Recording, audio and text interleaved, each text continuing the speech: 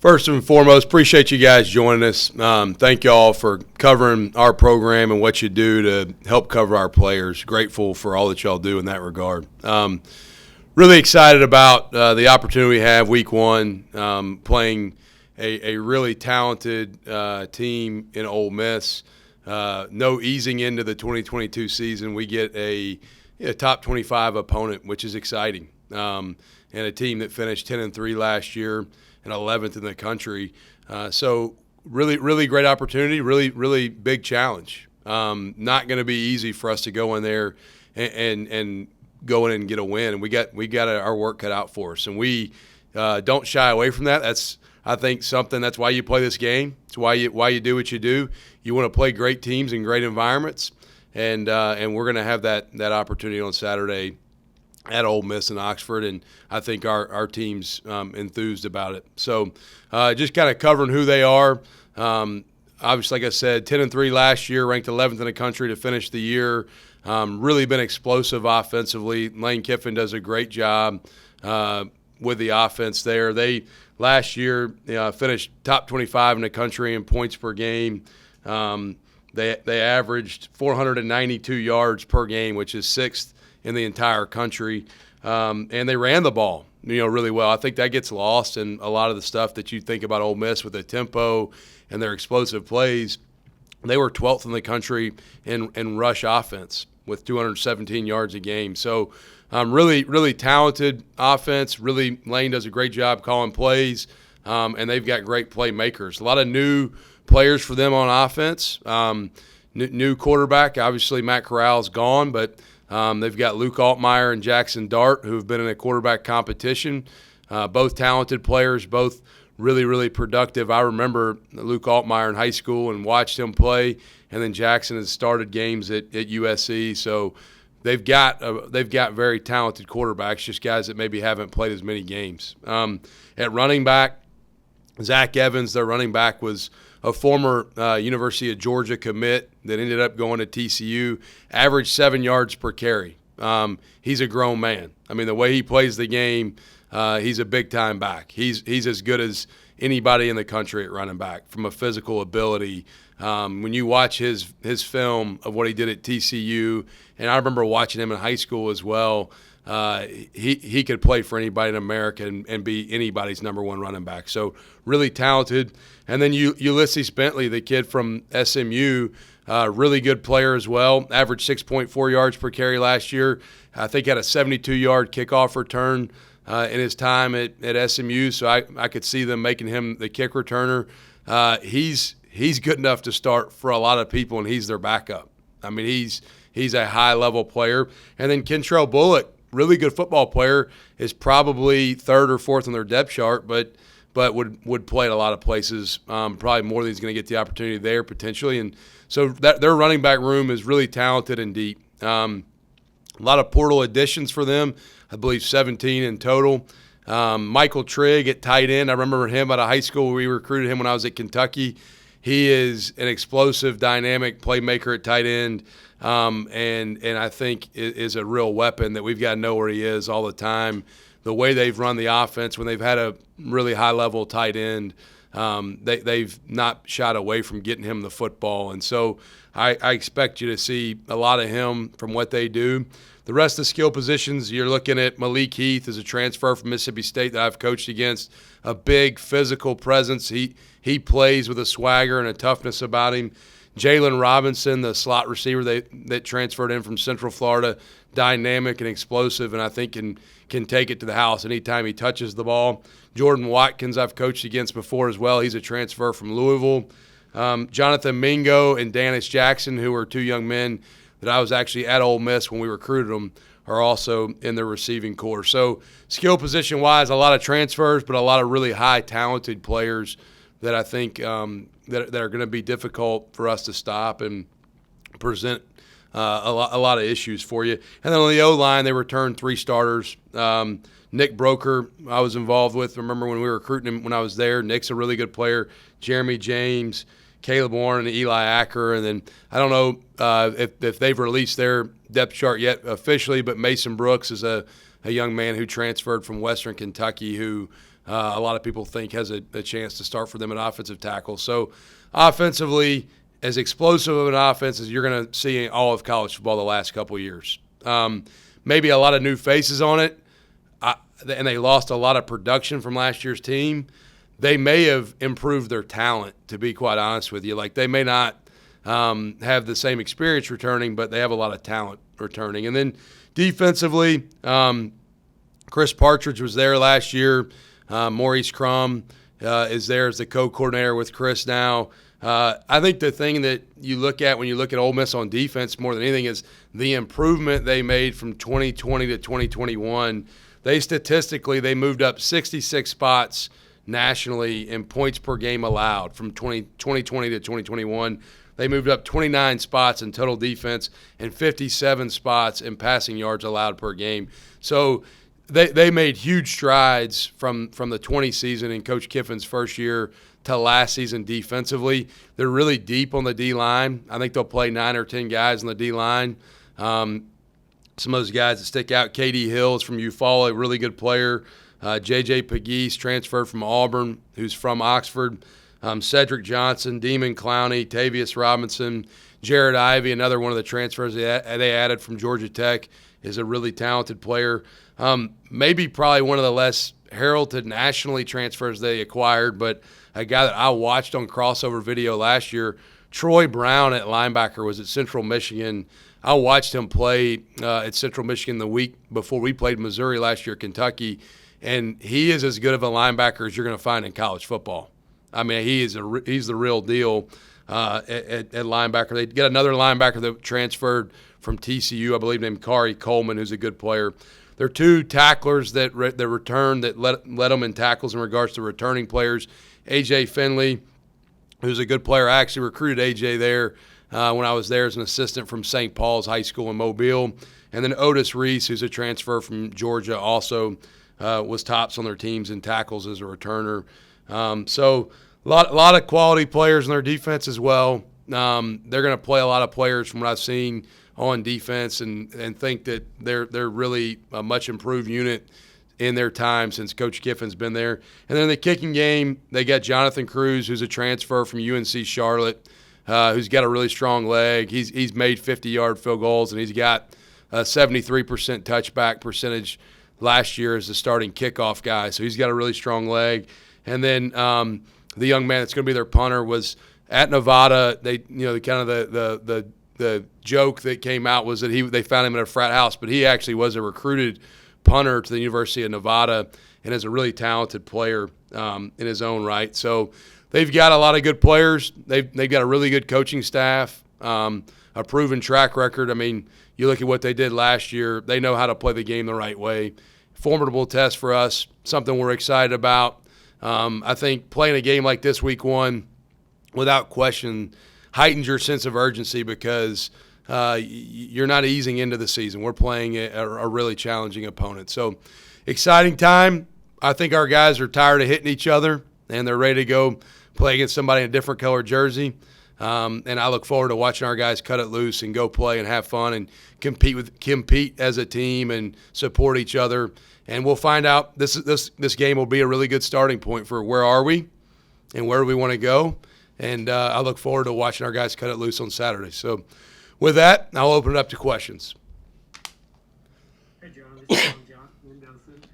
When did you let Gunner know that he would be the starting quarterback? And also, how is Jarrett and Peter, how they come along and how comfortable you feel with them as needed as well? Yeah, John. So really last week, sat down with Gunner and really sat down with all of our quarterbacks one-on-one and just let them all know the direction we were moving. And so guys knew. We knew, a week and a half ago probably, really. And then once we knew, I wanted to make sure we were upfront. We communicated with all the young men on our roster. No different than when we added Jarrett to the fold. We met with all of our quarterbacks and kept them informed. I think it's important to be authentic and genuine and upfront in how you communicate with your players about moves you're making on your team. But really excited about Gunner, what he's done since January to now in regards to pushing himself as a leader, committing himself to the weight room to making himself physically the best he can be. And then on top of it, excited to add Jarrett, who's played so much. I mean, you look at a guy that's got 79 career touchdown passes and over 10,000 yards. To be able to add him gives us really good quality experience in that room. And then we're excited about Peter Costelli. He's talented athletically and has a huge upside. You just got to remember, he lost his senior season because of COVID in California. Then he redshirted at Utah. So it's been a couple years since he's been in the fire of a real game. And so, but not discouraged with Peter at all. I think Peter still has a really bright future. And then Tucker Kilcrease had a really good training camp as well. Our plan with Tucker is hopefully we'd like to be able to redshirt him. But I do think you look at the way Tucker operates at the line of scrimmage and interacts with his teammates. Tucker's got a lot of great leadership qualities and intangible characteristics that I think translate to the quarterback position well. But that's the makeup of our room. Quade Hawkins is also kind of coming off of being out. Unfortunate injury that kind of kept him sidelined, but Quade's got a big arm. But really, Gunner earned it. Gunner's put in the work. I think the team's behind Gunner. And that doesn't mean we won't play other guys in the games. I mean, game one, we're going to not necessarily at quarterback, but my plan is to play a lot of guys. At quarterback, we're not going to play musical chairs all game, but that doesn't mean Gunner's going to be the only one that takes snaps on Saturday. But really proud of that room and how they've all handled the changes that have come and how they've all really just taken it on and accepted what's going on in that room. One other quick question. I noticed that Bucci and Renfro were basically co-starters on the depth chart. Will that have to do with situations or distance, and how are you looking at that? Yeah, Brooks was out and limited for the spring because of an injury, and has done a good job. And really probably plan on him being the starter. But Scott Taylor is the most improved specialist on our roster. And to be quite honest with you, in the spring, if you'd have told me Scott Taylor was pushing to be the starter, I would have thought not very likely. This training camp, he has performed at a really high level. So we'll make the decision officially who's the starter midweek probably on that job.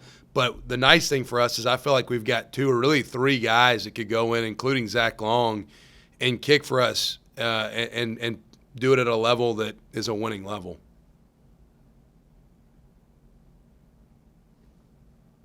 Coach Justin down in WTBY. This will be, I think, the first year really with Kamani Bedell being the main guy in the backfield for the Trojans. Just kind of what have you seen on his progression, and what do you expect out of him heading into the season? Yeah, Kamani's as hard of a worker as there is in our team. The day I actually officially got announced as the head coach here, Kamani was out on the field by himself doing conditioning drills and working out in December. So anytime your best players are also your hardest workers, that usually it correlates to having a quality team. And so I think what you're looking at with Kamani is just a young man who is physically gifted, really intelligent, tough, the type of guy you want on your team, and excited to watch him carry the workload in that room. Do think we've got really good depth at running back too. I mean, Jamontez Woods, Damian Taylor, D.K. Billingsley, Charles Strong. The way we want to play the game, we want to be able to run the football effectively. We want to create explosive plays in the pass game.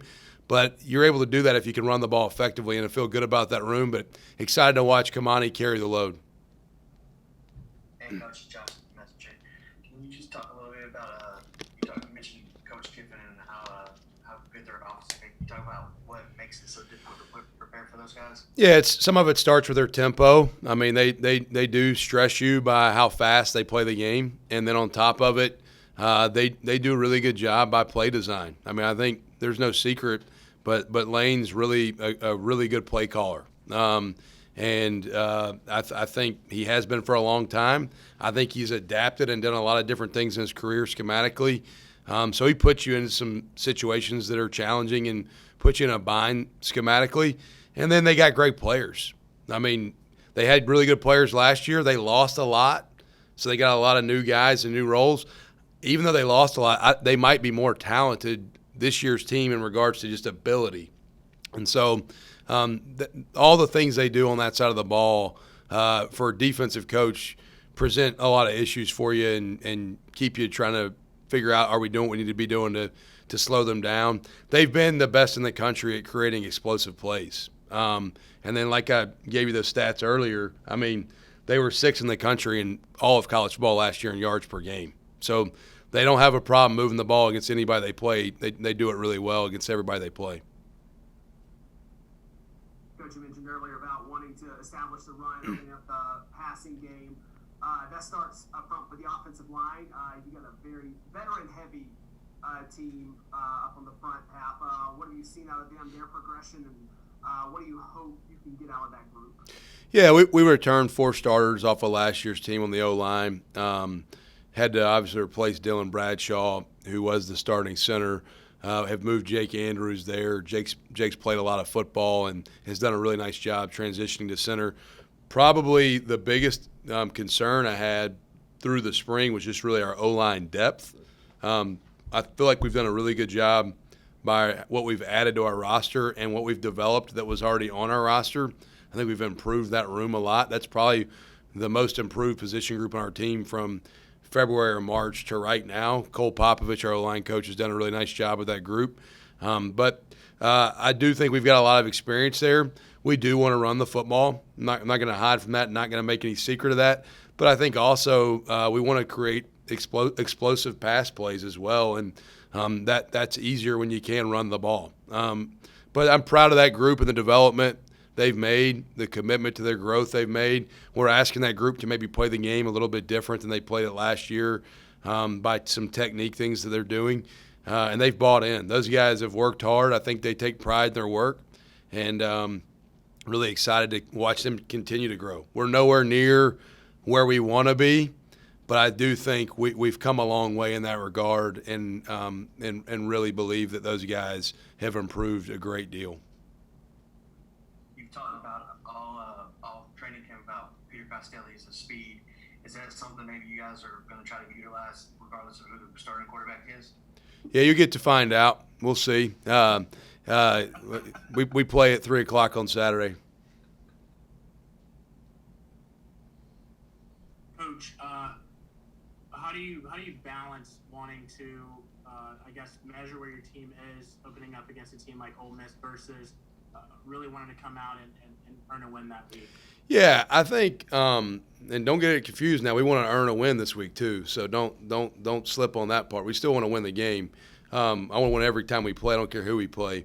But I do think our goal here is to become the premier Group of 5 program in college football.